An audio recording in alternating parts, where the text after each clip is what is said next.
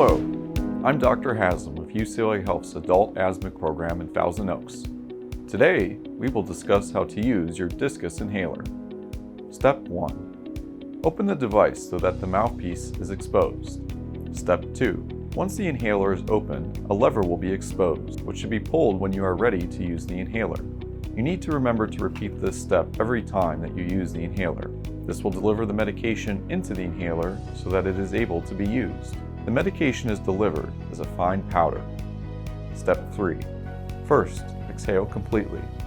Put the mouthpiece of the inhaler in your mouth and create a seal with your lips around the mouthpiece. Step 4. Take in a deep inhalation through your mouth and hold your breath for 6 to 10 seconds. This will allow the medication to deposit deep into your lungs, where it will be most effective. Step 5. If your medication includes an inhaled steroid, then rinse and gargle water after using the inhaler and spit out the water. Step 6. Close your inhaler and set aside for future use. Remember that the lever has to be pulled each time that you use the medication in order for the powder to deliver into the inhaler.